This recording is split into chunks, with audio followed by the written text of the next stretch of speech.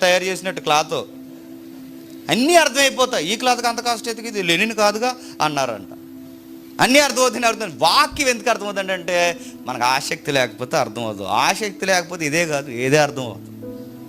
అందుకే నీ దేవుడి పట్ల నీకు ఆసక్తి ఉండాలి. మళ్ళీ చెప్తున్నాను, పరిశుద్ధాత్మ మనకు ఎందుకు ఇస్తాడంటే నీతిలో మనం బ్రతకడానికి. అంటే నీతి లేని మనకి విమోచన ద్వారా నీతిమంతులనే ఒక జాబితాలో మనం పెడితే మరలా ఆ అనీతికమైన ప్రవర్తనలోకి మనం పోకుండా స్థిరముగా కుడి ఎడమలకు తిరగకుండా తీర్పు ఉందని, పాపమును కూర్చుని ఒప్పుకోలుందని భయపడుతూ దేవుని కొరకు ఆజ్ఞలు పాటిస్తూ బ్రతికే ఒక బ్రతుకుని ఒక నూతన స్వభావాన్ని దయచేసి నువ్వు ఇలాగే ఉండాలిరా, న్యూ క్రియేషన్, నూతన సృష్టి అని మనం స్థిరపరిచేది పరిశుద్ధాత్ముడు. అంటే పరిశుద్ధాత్ముడు వచ్చిన వాళ్ళు ఎలా ఉంటారంటే చెప్పండి, కొత్త వ్యక్తులుగా ఉంటారు. కొత్త వ్యక్తులు అంటే వీడు పాతోళ్ళ లేడండి అని చెప్పుకుంటారు.